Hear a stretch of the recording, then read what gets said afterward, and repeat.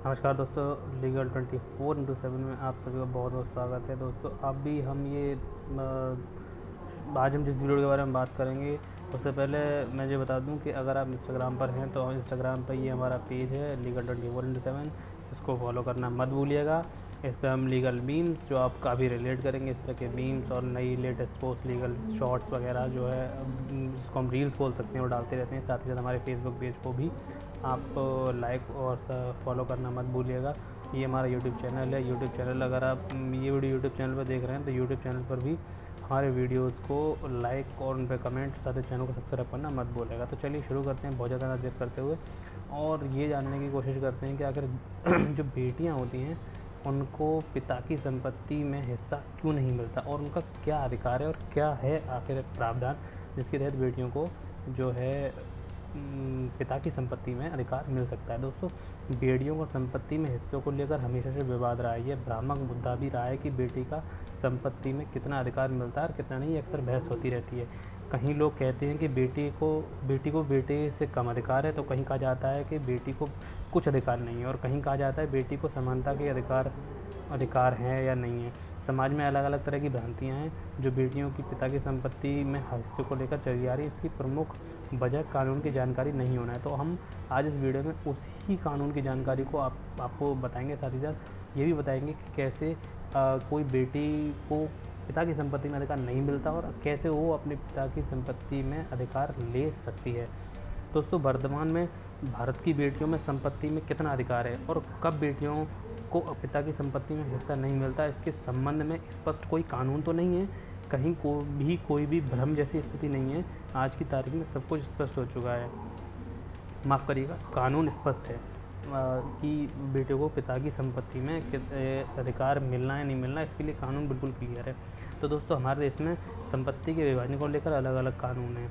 यह कानून सभी धर्मों के कानून हैं। इन कानूनों में कुछ कानून पार्लियामेंट में बनाए हुए हैं, जैसे भारत के हिंदुओं के लिए हिंदू उत्तराधिकारी अधिनियम 1956 है।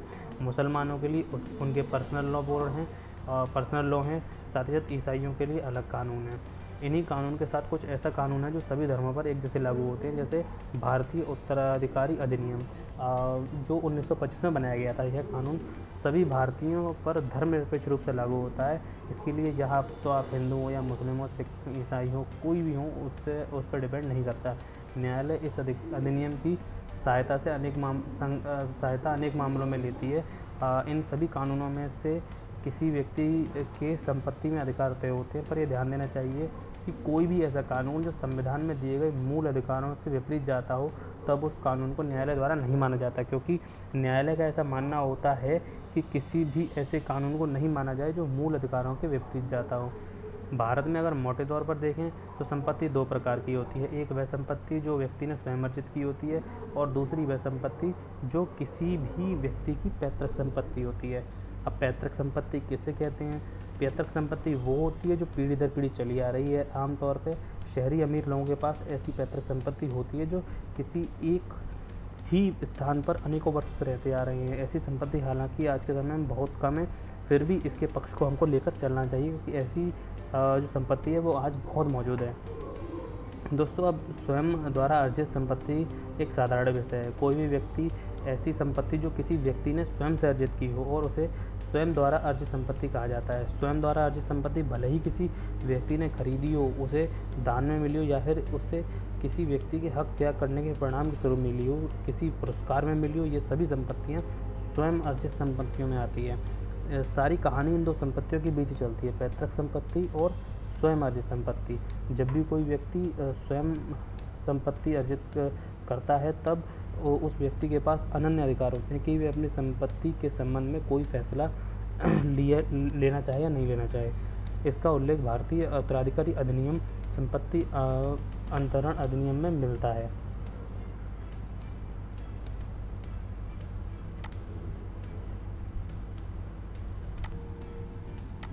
किसी भी व्यक्ति को उसकी संपत्ति के संबंध में फैसला लेने की पूर्ण स्वतंत्रता है। ऐसा फैसला लेने के लिए कोई व्यक्ति उसे बाध्य नहीं करता, अब भले ही उसके बच्चे ही क्यों ना हो। समाज में कुछ ऐसा भी हम देखने को मिलता है कि बच्चों को लगता है कि पिता को उनकी संपत्ति बेचने से रोक सकते हैं, जबकि यह बात बिल्कुल गलत है। एक बाप अपनी संपत्ति कहीं भी बेच सकता है। कुछ संपत्ति पर बच्चों का कोई अधिकार नहीं होता। जब कोई व्यक्ति अपने जीवित रहते हुए स्वयं द्वारा अर्जित की गई संपत्ति के पक्ष में कोई ऐसा फैसला ले लेता है या उसे दान दे देता है या उसे बेच देता है या उसके संबंध में कोई हक त्याग कर देता है या फिर कोई ऐसी अन्य व्यवस्था करते हैं कि कोई बेटा या बेटी किसी प्रकार का क्लेम अपने पिता की संपत्ति के बारे में नहीं ला सकते। कोई व्यक्ति भले ही अपने जीवित रहते हुए अपनी स्वयं द्वारा अर्जित की गई संपत्ति के बारे में कहीं कोई वसीयत कर दे, इस संबंध में व्यक्ति पूर्ण स्वरूप से स्वतंत्र है। वह जिसे चाहे वसीयत कर सकता है। हालांकि बच्चे ऐसी वसीयत को कोर्ट में चैलेंज कर सकते हैं और उस वसीयत के अवैध होने के बारे में आरोप लगा सकते हैं। अगर ये जांच में पाया जाता है वसीयत वैध है, तब बच्चे मुकदमे हार जाते हैं। अब कब है बेटियों के पिता की संपत्ति में अधिकार, अब इस बारे में बात करते हैं। तो एक पिता के द्वारा स्वयं अर्जित की गई संपत्ति में बेटी और बेटों को उनके मरने के बाद ही अधिकार मिलता है।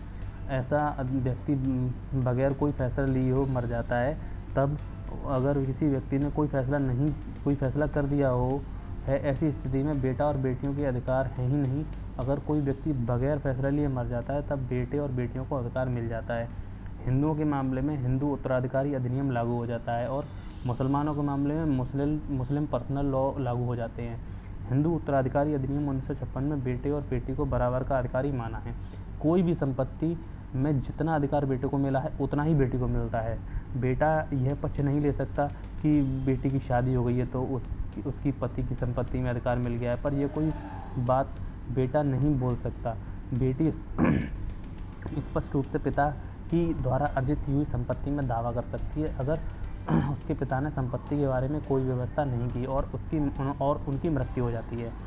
अब न्यायालय में यह साबित हो जाने पर कि संपत्ति द्वारा उस व्यक्ति की स्वयं द्वारा अर्जित की थी, तब बेटी के बराबर का हिस्सा संपत्ति में दिया जाता है और ऐसी संपत्ति बेटी को उत्तराधिकारी के रूप में मिली संपत्ति मानी जाती है। फिर वह संपत्ति की स्वामिनी बन जाती है और अपनी संपत्ति के बारे में चाहे जैसा वैसा फैसला ले सकती है। मुसल वालों के मामले में स्थिति थोड़ी सी भिन्न है। यहाँ पर बेटी को बेटे से थोड़ा अधिकार कम है। आजकल न्यायालय इस अवधारणा को मान रही है कि मुस्लिम पर्सनल लॉ के मामले में भी भारत का कानून भारतीय उच्च अधिनियम को लागू कर बेटी को बराबरी का हिस्सा दिलवाया जाता है। पिता द्वारा अर्जित की गई संपत्ति में बेटी को बराबरी का उत्तराधिकारी मिल जाता है, भले ही वो मुसलमान हो। पैतृक संपत्ति में बेटियों का अधिकार के बारे में हम चर्चा करते हैं। दोस्तों, पैतृक संपत्ति में के मामले में थोड़ी सी स्थिति भिन्न है। पैतृक संपत्ति पूर्व से चली आ रही संपत्ति है। बेटियों का दूसरी जगह विवाह हो जाता है, ऐसी स्थिति में उनका अधिकार थोड़ा सा कम हो जाता है। अगर कोई रिश्ता बेटी की तरफ से है तो उसको अधिकार कम मिलते हैं और एक समय बाद बेटियों की तरफ से रिश्ते के अधिकार तो पैतृक संपत्ति के मामले लगभग समाप्त हो जाते हैं। इसके मामले में कानून अत्यंत विशद है। इसका समझ लेना चाहिए कि पैतृक संपत्ति के मामले में 1-2 पीढ़ी के बाद बेटियों के अधिकार लगभग कम हो जाते हैं, पर 2005 में हिंदू उत्तराधिकारी अधिनियम में कुछ परिवर्तन किए गए और अब बेटी को भी पैतृक संपत्ति में लगभग बेटे की तरह ही अधिकार प्राप्त हैं। पैतृक संपत्ति के मामले में भी उसे बेटे से कम नहीं आंका जाएगा, भले ही उसका कहीं भी शादी हुई हो, कितने भी समय पहले हुई या फिर वह कोई भी पीढ़ी में क्यों ना हो। अब बेटियों को अधिकार किन स्थितियों में नहीं मिलता। कुछ परिस्थिति ऐसी भी हैं जहां बेटियों को संपत्ति में अधिकार नहीं मिलता, जैसे कि कोई बेटी अपने को उत्तराधिकारी में मिले हक को त्याग कर देती है, तब उसे संपत्ति में किसी प्रकार का अधिकार नहीं मिलता। अब भले ही ऐसी संपत्ति उसके पिता स्वयं द्वारा अर्जित की गई हो या उसके पिता को पृथक रूप से मिली संपत्ति हो। अगर बेटी ने अपने हिस्सा त्याग कर दिया है और किसी पक्षकार के पक्ष में रिलीज डीड लिख दी है तो उस रिलीज डीड को रजिस्टर करवा लिया गया है, तब बेटी किसी भी अधिकार को क्लेम नहीं कर सकती।